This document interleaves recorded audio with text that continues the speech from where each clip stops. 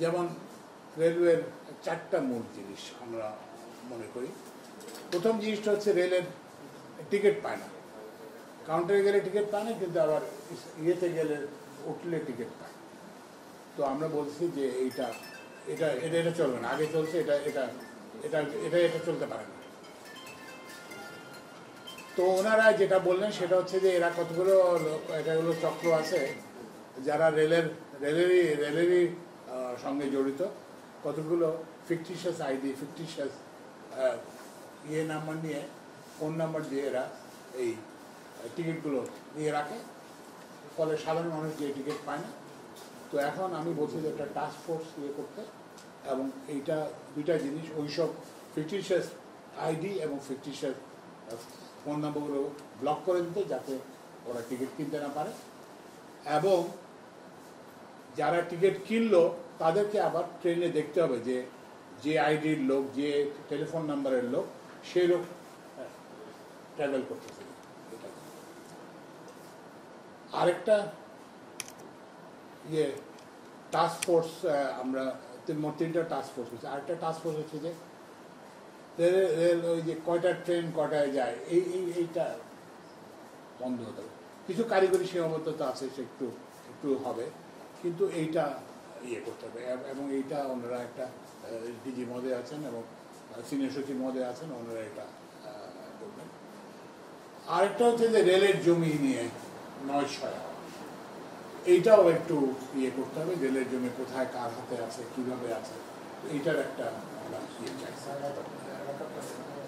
তো এইগুলো আমরা আশা করতেছি আমরা এগুলো খুব সহসা এগুলো সিদ্ধান্ত হিসাবে আমার কাছে পাঠানো হবে, এবং আমরা কিন্তু কনস্ট্যান্টলি মনিটরিং করবো। এই যে রেলওয়েতে যেসব সিদ্ধান্ত হচ্ছে, আপনার মনে করবেন যে না আমরা বলে দিচ্ছি এটা বক্তৃতা, এটা কিন্তু বক্তৃতা না, আমরা কিন্তু এটা কিন্তু বক্তৃতার সরকার না, এটা হচ্ছে কাজের সরকার। তো আমরা সেই কাজটা করতে হবে। এবং আমি ওনাদেরকে যেটা বলছি যে এইবার যদি আমরা ব্যর্থ হই, তাহলে কিন্তু আমাদের জন্য জাতি হিসেবে ভয়ানক পরিণতি হবে। এবং আমি ওনাদেরকে হেলাল হাফিজের একটা কবিতা পড়ে শোনাই। কবিতাটা কোথায়? কবিতাটা হচ্ছে, যার যেখানে জায়গা, ভোলায় ভালায় আর কথা দিয়ে কতদিন ঠকাইবেন মানুষ, ভাবছেন অহনো তাদের হয় নাই হুশ, গোছায় গাছায় এলন বেশি দিন পাইবেন না সময়, আলামত দেখতেছি মানুষেরই হই জয়, কলিমুদ্দিনের পোলা চিঠি দিয়ে জানাইছে ভাই, আইতাছি টাউন দেখতে একসাথে আমরা সবাই, নগরের ধাপ্পাবাজ মানুষের কইও রেডি হইতে, বেদম মায়ের মুখে কতক্ষণ পারবো দাঁড়াইতে, টিকিট ঘরে ছাদের বিকেলে দাঁড়ায় যখন যা খুশি যারা কন, কোনোদিন খোঁজ রয়েছেন গ্রামের লোকের সোজামন, কি চায় কতখানি চায়, কয়দিন খায় আর কয় বেলা না খায় কাটায়, রায় থইলে অমুক ভবনে বেশ আনাগোনা, খুব কানাকানি, আমিও গ্রামের পোলা, চুত পারানি গাইল দিতে যাই। তো সুতরাং আমাদের জন্য খুব ভয়াবহ সময়। এই যে কতগুলো ছাত্র নামছে, আমরা পুলিশ, র্যাব, এপিসি, তারপরে ট্যাঙ্ক, হেলিকপ্টার, কিছুই তো কাজ করে না। যদি আপনার ভিডিওতে দেখছেন, বলছে যে যাকে গুলি করি সে মরে যায়, কিন্তু পাশের লোক সরে না। তো এখন আপনি চিন্তা করেন, যদি এই যে শ্রমিক কৃষক যাদের কথা এখানে বলা হচ্ছে, ওরাও যদি আসে, আমি কোথায় দাঁড়াবো? আপনারা দেখছেন যে কি বলে সেতু ভবন জ্বালাই দিছে। তো আমরা যদি এখন নিজেরা যদি আগের মতো ব্যবহার করি, তাহলে কিন্তু চলবে না। মানুষের যে প্রত্যাশা, আর এখন হচ্ছে কি আমাদের হাজার হাজার লোক দেখতেছে, চোখ দেখতেছে। এই যে ছাত্র যারা, এরা কিন্তু সবাই আমাদের পর্যবেক্ষণ করে। আমি ওনাদের কিন্তু পরিষ্কার বলি, আগে আপনি মনে করতেন যে আপনাকে সরকারের অফিসার আপনার বস দেখতেছে, এখন কিন্তু হাজার হাজার চোখ আপনাকে দেখতেছে। এই যে টিকিট কাউন্টারে কিন্তু এই যে ছাত্ররা দেখতেছে, এবং এগুলো করবে। এগুলো যদি আমরা কোনো রিয়েল না করতে পারি, আমি তো ব্যক্তিগতভাবে চলে যাব, কিন্তু আপনাদের জন্য ভয়াবহ হয়ে থাকবে। ওই জন্য এই যে আমাদের সবাইকে এই জনপ্রত্যাশাটাকে পূর্ণ করতে, আর আপনার যদি কোনো প্রশ্ন থাকে বিষয়। আপনি যে নির্দেশনা বা যে কথাগুলো বললেন, আজকে পরিবর্তনের কথা বলছেন, রাতারাতি হয়তো হবে না, কবে নাগাদ আসলে এই পরিবর্তনটা দৃশ্যমান আপনি আশা করছেন? না, দৃশ্যমান তো এটা ইমিডিয়েটলি, মানে some results have to be seen immediately. সব রেজাল্ট হয়তো একসঙ্গে পাওয়া যাবে না, কিন্তু আমি তো আশা করবো যে যে অ্যাটলিস্ট আজকে থেকে ওনারা এটাতে কাজ শুরু করবেন, সেটা তো কোনো অবিলম্বে আজকে থেকে ওনারা somebody will look at the ticket counter, যে ওখানে ইয়ে হয়। আজকে আমি শুনতে পাই ওনাদের কাছ থেকে চাইবো যে এতগুলো আইডি ব্লক করা হয়েছে, এতগুলো ব্লক করা হয়েছে। এটা তো অপেক্ষার তো সময় নেই, কারণ আমাদের তো এখানে তো এটা তো কোনো স্থায়ী সরকার না, আমরা তো একটা নির্বাচিত সরকারকে ক্ষমতা দিয়ে চলে যেতে হবে। আমাদের তো হচ্ছে হাউস ক্লিনিং, যে জঞ্জালটা জমছে জঞ্জালটাকে সরাতে হবে, সেই জঞ্জালটা সরাতে, এবং সেটা তো দেখতে হবে না, সেটা তো ছাত্র জনতা এই জন্যই তাদের আত্মাহুতি দিচ্ছে। আপনি তো সাধারণত আমাদের নন টেকনিক্যাল আর মহিলাতে বেশিরভাগ টেকনিক্যাল পদে যারা আছেন, আপনি যে নির্দেশনাগুলো দিচ্ছেন সেগুলো যদি বাস্তবায়নে গড়িমসি হয়, মানে কি ধরনের অ্যাকশনে? আমরা অ্যাকশন তো হবেই। আমাদেরকে আমি এটাই পরিষ্কার করে বলছি, মানে এটা কোনো ব্যক্তি অ্যাকশন মানে কিন্তু এটা কোনো প্রতিশোধমূলক না, মানে কোনো কারো বিরুদ্ধে বিদ্বেষ কিংবা কারো বিরুদ্ধে একটা ক্ষমতা জাহির করা, সেটা না। মানে আপনি যদি পাবলিক এক্সপেকটেশন, আপনার এক্সপেকটেশন যদি মিট করতে পারেন, আপনি চলে যেতে হবে। Will find out somebody will do it. এখানে আরেকজন সচিব ছিলেন, ওনাকে কেন চলে যেতে হবে? আকবর হোসেন সাহেব ছুটিতে ছিলেন, ওনাকে কেন আমরা ডেকে আনছি? কারণ আগে যিনি ছিলেন তিনি জনপ্রত্যাশাকে পূরণ করতে পারেন না। এখন ওনাকে আনছে, উনি যদি জনপ্রত্যাশা পূরণ করতে না পারেন, তাহলে Akbar you have to leave. DG সাহেব, ডিজি সাহেবকে বলবো যে আপনি যদি প্রত্যাশা পূরণ করতে না পারেন, আপনি ইউ হ্যাভ টু লিভ। আমি যদি জনপ্রত্যাশা পূরণ করতে, আমাকে তো বলতে হবে না, আমি নিজেই চলে যাবো। আমি আপনাদেরকে যেসব কথাগুলো বলছি, এগুলো যদি আমি দেখি যে আমি করতে পারতেছি না, আমার তো চাকরি আছে, আমি তো ছুটি নিয়ে, বুঝছেন? আমার তো এটা রাজ্যে, আমি তো পেশাদার কেউ না, আমি বলে কোনো নির্বাচন করবো না, কিন্তু আমি কোনোদিন কোনো নির্বাচনের ইচ্ছাও ছিল না, আমি তো এখানে আসতেই চাইনি বলেন। তো সুতরাং এটা আপনারা রেজাল্ট কিন্তু বললাম যে এটা কিন্তু ওই যে বলে যে না আমি স্যার বলে গেছে মিনিট হবে, এসব না। আজকেই কিন্তু আমি দেখতে চাই যে কিছু অ্যাকশন শুরু হয়ে গেছে, কিছু আইডি ব্লক হয়েছে, কিছু টেলিফোন নাম্বার ব্লক হয়েছে, এবং ওই যে ট্রেনে উঠে সামবডি শুড চেক যে এরকম মানে কি বলে আইডির সঙ্গে মিলে চেক করবে, এবং কতজনকে পাওয়া গেছে মিল নাই, এটা সচিব সাহেবকে জানাবে, এবং অন্যের মাধ্যমে করতে পারবে।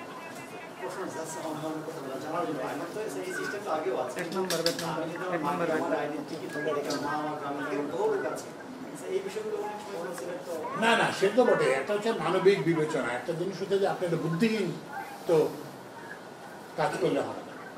আপনি তো একটা জেনুইন তো বোঝা যায়, আপনি কে অতিরিক্ত পয়সা দিয়ে ট্রাভেল করতেছে আর কে একটা ধরুন মায়ের নামে করছে কিংবা এই বিবেচনা তো ওনাদের, এই বিবেচনা যদি ওনাদের না থাকে তাহলে তো চাকরিতে থাকা উচিত। রেলে তো এত বছর চাকরি করে যদি এটা বুঝতে পারেন না কে জেনুইন ট্রাভেলার আর কে এইভাবে করছে, সে তো যদি বুঝতে পারে, এইটা তো ওনাদেরকে আমি বোঝাতে পারবো না। ওনারা তো এইটা অভিজ্ঞ, এটা করেই তো উনি হ্যাঁ ওই যে আরেকটা জিনিস যেটা বলছি, রেলকে লাভজনক করার ব্যাপারে যেটা বলছি সেটা হচ্ছে এটা আমি আমার 5টা মন্ত্রণালয় বিভাগ প্রত্যেকটাকে বলছি। এখন তো আমার তো রেভিনিউ বাড়বে না, আমার তো এতদিন হয় নাই, অচল অবস্থা ছিল, ফলে রাজস্ব আদায় হয় নাই, নানান সব হয় না, এবং রাজস্ব আদায় তো তারপরে তো ওই জন্যই এখন ওর জন্য আমি প্রত্যেকটা বলছি যে একটা দায় সংকোচনমূলক প্রস্তাব দিতে হবে। কারণ আপনি যদি আয় না থাকে আপনি কী করবেন, খরচ কমাবেন। তো ওই জন্য খরচ কমানোর জন্য একটা প্রস্তাব দেওয়া হয়েছে, এবং এটা প্রত্যেক ইয়েতে বলা হয়েছে। এটা সড়কেও একই কথা বলা হয়েছে, রেলেতেও একই কথা বলা হয়েছে, আর কি বলে যে বিদ্যুৎ জ্বালানিতেও একই কথা বলা হয়েছে, সেতু বিভাগে একই কথা বলা হয়েছে। রেলে তো অনেক দুর্নীতি, এই দুর্নীতির বিরুদ্ধে আপনার অবস্থানটা কি? দুর্নীতির বিরুদ্ধে অবস্থান দিল্লি, দুর্নীতি আসলে দুর্নীতি তো মাথা থেকে শুরু হয়। তো আমি বলছি যে আর এখন দুর্নীতির বিভিন্ন পদ্ধতি, পিওনের মাধ্যমে টাকা নেয়, পিওনের টাকা ড্রাইভারের মাধ্যমে। তো আমি বলছি যে আমাকে যদি কেউ টাকা দিতে চায়, আমার অফিসে আমাকে অফিসেই দেবেন, সামনাসামনি দেবেন, আমি কারো মাধ্যমে নিয়ে যাবো। তারপর আমি সচিবকে সাথে রাখবো, তারপর একটা রিসিপ্ট দেবো। যদি বাংলাদেশি টাকা হয় তাহলে বাংলাদেশি টাকা রিসিপ্ট দেবো, আর যদি পেমেন্ট ডলার হয় ডলারের রিসিপ্ট দেবো। তো আশা করি ওনারা বুঝতে পারবেন। আমি কাস্টমসে চাকরি করতে আমি কি বলে ঈদ করে হাজার হাজার কোটি টাকা লোন দিচ্ছি, এবং বিদ্যুৎ বিভাগে আমি সচিব হিসাবে হাজার হাজার কোটি টাকার প্রকল্প করছি। একটু খোঁজ নিতে বলছি যে আমি আমাকে কীভাবে টাকা দিতে হয় সেই পদ্ধতিটা জানার জন্য করতে। তো সুতরাং আপনার উপর থেকে কোনো রকম ইয়ে হবে। তো এখন উপর থেকে যদি ইয়ে না হয়, আমরা আশা করি ওনারাও এই মেসেজটা নেবে। কারণ আগে তো টাকা আমার কাছে আমাদের এইসব চেয়ারে বসা লোকজনের কাছে আসতে, এখন তো আসার কোনো প্রয়োজন নেই। আর কোনো প্রয়োজন হলে রিসিপ্ট দিতে হবে, রিসিপ্ট দিতে হবে। হচ্ছে পদ্মা সেতু রেল সংযোগ প্রকল্পের আওতায় পদ্মার রেল যেটা আছে ট্রেন, সেটা একেবারে যশোর পর্যন্ত এই বছরই কথা ছিল।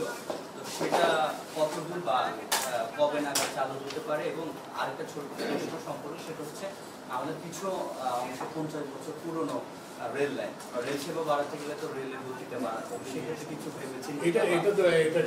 সেটা আমি তো বলতে পারি পাশাপাশি একটু বলি, সেটা হলো যে আমাদের সাধারণ মানুষ তো ভারতে ভ্রমণ করে রেলে অনেক, কিন্তু রেল তো আপাতত বন্ধ আছে, লক্ষ্মী সৌরাষ্ট্র অনেক কিছু, এগুলো চালানোর কোনো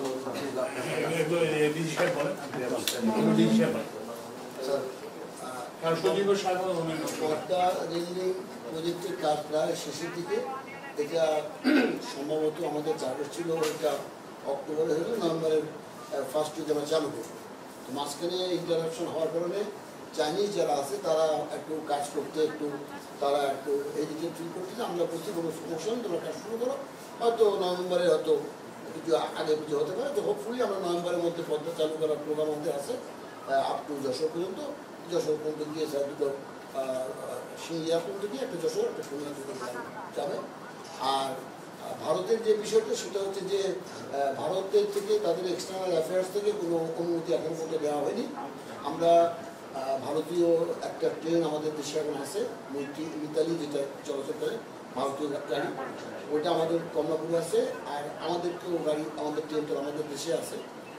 আর ভারতীয় কিছু ওয়াগান আসছিল বাংলাদেশে, যেগুলো খালি হওয়ার পরে আমরা ভারতীয় ব্যাগ ফেরত দেবো, কিন্তু আজকে 5 দিন ধরে তারা নিচ্ছে না।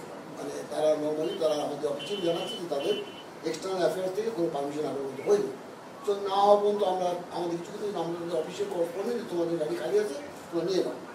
এই হলো সিচুয়েশন।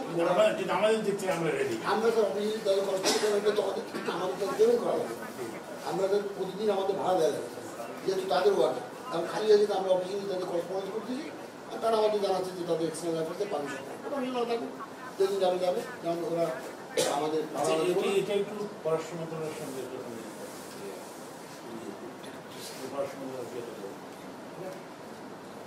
নাই, কিন্তু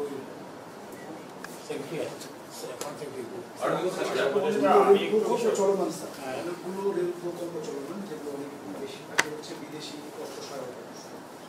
এরকম একটা গভর্নমেন্ট এবং হচ্ছে যেহেতু সামনে কতদিন আসলে এই সরকার থাকবে, কি হবে সে বিষয়ে ক্লিয়ার না। সেক্ষেত্রে আমাদের যেই ভারতের সঙ্গে অনেক প্রজেক্ট আছে, চীনের সঙ্গে প্রজেক্ট আছে, অনেক প্রজেক্ট আছে, এই চলমান প্রজেক্টগুলো স্যার ছাড়ের ক্ষেত্রে কোনো ধরনের সমস্যা হবে কিনা, বা আপনারা এগুলোকে কীভাবে বাড়ান, কোনো প্রজেক্ট অর্থনৈতিক কোনো সমস্যা হবে? ওই যে আপনাকে বললাম যে আমরা একটা ব্যয় সংকোচন নিয়ে করছি। তো সেখানে আমরা বলছি যে কি বলে যে পরিচালন ব্যয় এবং উন্নয়ন ব্যয়, এটা কিন্তু 2 খাতে করা। তো তখন সেটা যখন করা হবে, তখন আমরা একটা প্রায়োরিটি প্রাধিকার এস্টাবলিশ করব। তখন আমরা ইস্যুসগুলো অ্যাড্রেস করতে পারি, কোনটাকে আগে করব, কোনটাকে পরে করব, কোনটা আদৌ করব কিনা, সেই সব সিদ্ধান্তগুলো ওই ব্যয় সংকোচন যে প্রস্তাব আসবে সেটার ভিত্তিতে করব। আপনি রেলের যারা কর্মকর্তা কর্মচারী আছে তাদের সম্পত্তির হিসাব কি চাইবেন? সম্পত্তির হিসাব তো চাইবো, কিন্তু আগে তো আমার নিজের সম্পত্তির হিসাব দিতে হবে। আমি সম্পত্তির যে হিসাবটা দিই, তারপরে অবশ্যই চাই। তাহলে আপনি শুরু করতে যাচ্ছেন সম্পত্তির হিসাব দিয়ে? হিসাব তাহলে সবারই দেওয়া উচিত, সব উপদেষ্টাকে দেওয়া উচিত। না এটা শুনেন, এটা তো আমি একে আমার মুখে তো ইয়ে করবেন না। আপনি আমাকে জিজ্ঞেস করছেন যে আমি ওনার সম্পত্তির হিসাব দেব চাইবো কিনা। আমি যদি নিজের সম্পত্তির হিসাব না দিই তখন তো উনি আমাকে জিজ্ঞেস করবেন স্যার আপনি আমাকে সম্পত্তির হিসাব দিতে বলছেন, আপনি নিজের সম্পত্তির হিসাব দেন। সেই প্রশ্নটা প্লিজ আমাকে অন্য ইয়েতে নিয়ে যাবেন, অন্য জায়গায় নিয়ে যাবেন। মাননীয় উপদেষ্টা, আমি তাহলে আমাদের সঙ্গে কাজ করি। আপনি তুমি বলছিলেন যে অনেকগুলি নির্দেশনা, তার মধ্যে একটা ছিল যে রেলের জমি নিয়ে নয়। আমি একটু বিস্তারিত রেলের জমি নিয়ে নয়, এই বিষয়টা আপনি কী চাচ্ছেন? আমরা এই রেল সেক্টরে রিপোর্টিং করে যেটা দেখছি, বহুবার সংসদীয় কমিটি কিংবা পার্লামেন্ট থেকেও প্রশ্ন করে রেলের কী পরিমাণ জমি বেদখলে আছে, অবৈধ দখলে আছে।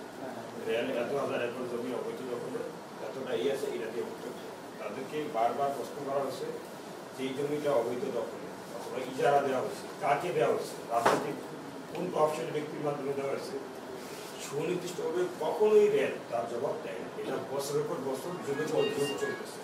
যেহেতু এখন অনির্দিষ্ট সরকার, এবং আপনি আগে বলতেছিলেন যে আমরা এখানে আসছি জঞ্জাল মুক্ত করতে, সব কিছু ক্লিয়ার করতে।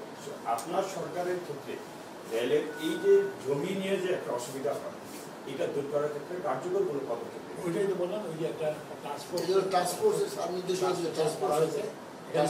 যেসব জিনিসগুলো যে জিনিসগুলো আগে ওনারা দেননি সেগুলো ওনারা দিতে হবে।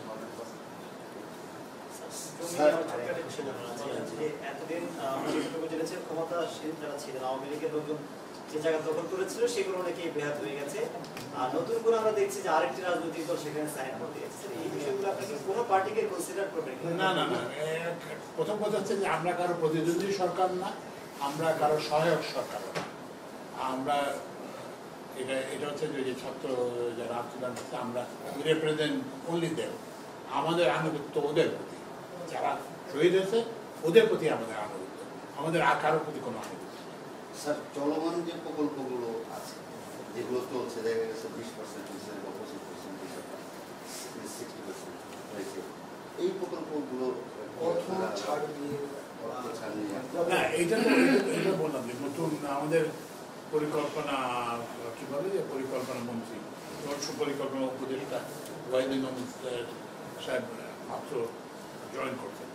তো তখন আমরা একটা ওই যে গভর্নমেন্টের ওভারঅল যে রিসোর্স এনভেলপ সেটা বিবেচনা করে, তো সেটার মধ্যে মানে আমাদের, কারণ এখন তো সম্পদ তো কম, তো সেটার মধ্যে আমরা একটা অগ্রাধিকার ইয়ে করি। তো সেটা সকল সেক্টরের জন্য হবে, এটা রেলওয়ে সেক্টরের জন্য। Thank you. Thank you.